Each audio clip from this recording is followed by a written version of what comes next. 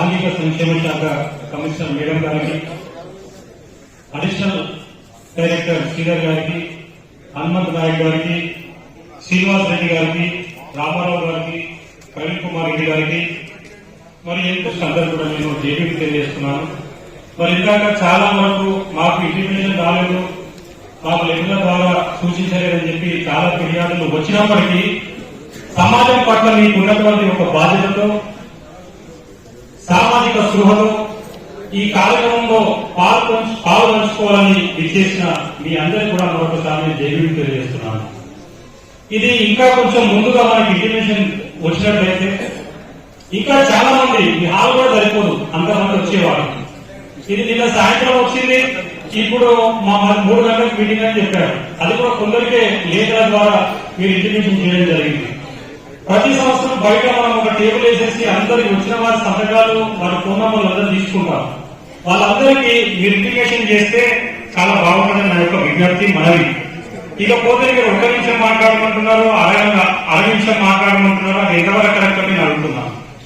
మీరు సంవత్సరంలో నేను ఒక 10 సంవత్సరాల నుంచి అక్కడ బాబు జగ్జీవన్ రామ్ వేదిక కానీ, అంబేద్కర్ భవన్ కానీ ఇక్కడ జరుగుతున్నటువంటి ప్రతిసారి నేను చెప్తున్నాను, మీరు ప్రజా సంఘాల ప్రతినిధులతో సంవత్సరానికి ఒక 3 మీటింగ్ ఏర్పాటు చేయండి. 4 నెలలకు ఒకసారి ఏర్పాటు చేస్తే మాకు అష్ట సుఖాలు మీతో పంచుకునే అవకాశం ఉంటుంది. ఇది ఒక ఇంటరాక్షన్ ప్రోగ్రామ్, సూచనలు సలహాలు ఇవ్వమని చెప్తారు. దాంట్లో మేము మా సాధక బాధకాలు కూడా మీకు చెప్పవలసి వస్తుంది. మీరు దయచేసి వినాలని చెప్పి మేము ఒక ప్రార్థన. ఎందుకంటే మీరు ముందే ఒక సంవత్సరానికి 2-3 కార్యక్రమాలు ఇలాంటివి ఏర్పాటు చేస్తే మేము స్పెషల్ గా మళ్ళీ అని చెప్పవలసిన అవసరం ఉండదు. ఈనాడు దళిత సమాజం అనేది అనేక సమస్యలతో బాధపడుతుంది. గత 5 సంవత్సరాల నుంచి లోన్లు లేవు, యువతకు స్కాలర్షిప్ లేవు, బెస్టాలకు స్కూల్ విద్యార్థులకు మరి ఎలాంటి ఫీజులు ఇంతవరకు చెల్లిస్తలేరు. మీరు ఓపెన్ వేరే దొరికినందుకు మేము మిమ్మల్ని అడుగుతున్నాం. మీరు ప్రభుత్వానికి మీరు ఒక మధ్యవర్తిగా, ఒక వారధిగా ఉన్నారు కాబట్టి మీరు మా అన్ని నోట్ చేసుకొని మీరు ముఖ్యమంత్రి గారికి, సాంఘిక సంక్షేమ శాఖ మంత్రి గారికి మీరు తీసుకెళ్లాల్సిన బాధ్యత మీరు ఉందని మేము మనం చేస్తున్నాం. ఇకపోతే ప్రభుత్వం గత ఫిబ్రవరి 26 నాడు అంబేద్కర్ భవన్ కు మరి రాష్ట్ర సాంఘిక సంక్షేమ శాఖ మంత్రి గారు మరి ఇచ్చేసి, అధికారులందరూ కూడా ఇచ్చేసి అంబేద్కర్ భవన్ లో పునర్నిర్మిస్తామని హామీ ఇచ్చినందుకు మేము అధికారులకు, ప్రభుత్వానికి ధన్యవాదాలు తెలియజేస్తున్నాం. ఎందుకంటే ఎన్నో సంవత్సరాల నుంచి అది పాల్పడ్డట్టు అయింది. 2020 సంవత్సరంలో స్టడీ సర్కిల్ అక్కడ తీసేసి ఇక్కడ బసవతారకం క్యాన్సర్ హాస్పిటల్ పక్కన పెట్టారు. దాన్ని పూర్తిగా పట్టించుకోవడం లేదు కాబట్టి అది ఆ మాదిరిగా తయారైంది. ఇక అంబేద్కర్ ఓవర్సీస్ విద్యార్థి పథకానికి సుమారు 550 మంది విద్యార్థులకు అబ్రాడ్ లో చదువుకోవడానికి అవకాశం ఇస్తున్నారు. అది జియో చేయడం జరిగింది.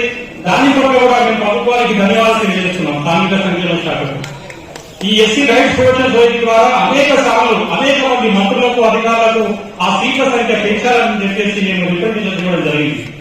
ఇందాక గౌరవ సభ్యులందరూ కూడా ఏం చెప్పారంటే చాలా మంది అభ్యర్థులు సెలెక్ట్ అవుతున్నారు, కానీ ఫ్లైట్ ఖర్చులు కానీ అక్కడ యూనివర్సిటీలో విధించే ఫీజులు కానీ అధిక భాగంగా ఈ వెళ్ళలేక మధ్యలోనే మానుకుంటున్నారు. కాబట్టి మీరు ఇచ్చేసి ఏదైతే లోన్ ఉందో, రుణం ఉందో అది ఒక 10 లక్షలు సెలెక్ట్ అయిన వారికి ముందుగా మీరు కనుక చేస్తే ఎంతో మంది తమ ఇల్లు తాము ఉండే అవకాశం ఉంటుంది.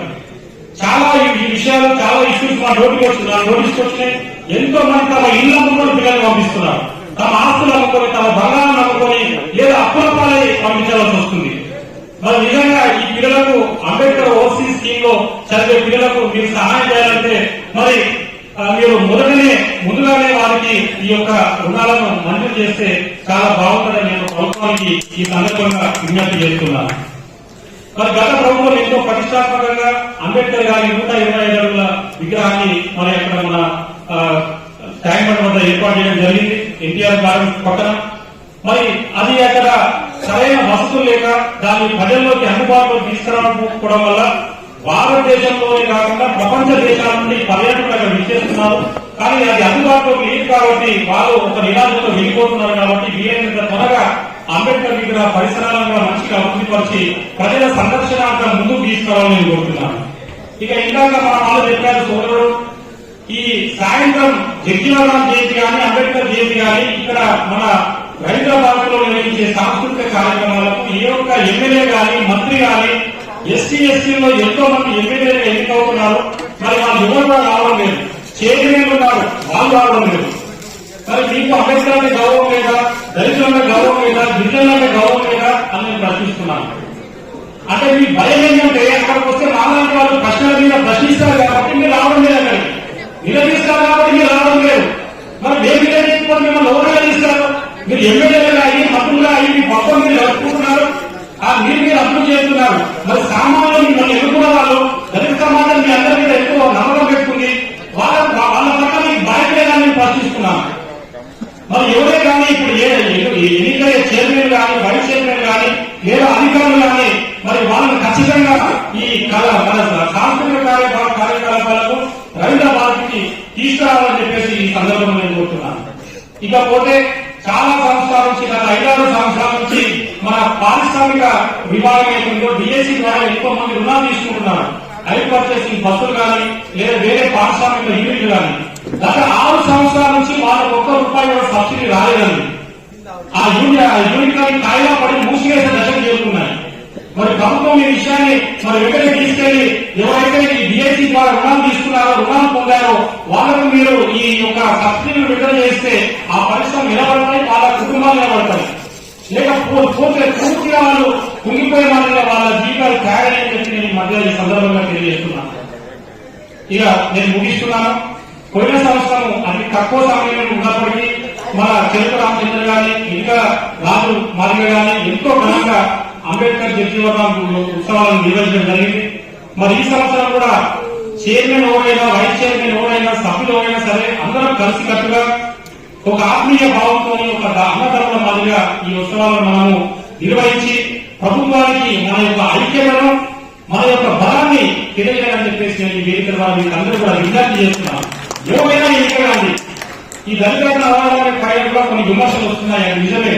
అలా కాకుండా ఎవరైతే అర్హులై ఉన్నారో వాళ్ళకే మనం అందరం కూడా ఇప్పించే ప్రయత్నం చేయాలని తెలియజేస్తూ నాకు ఈ అవకాశం ఇచ్చినందుకు రాష్ట్ర ప్రభుత్వ షెడ్యూల్ కులాల అభివృద్ధి శాఖ వారికి, దళిత సంఘాల ప్రజలకి అందరికీ ధన్యవాదాలు తెలియజేస్తున్నాను. జై భీమ్, జై భారత్.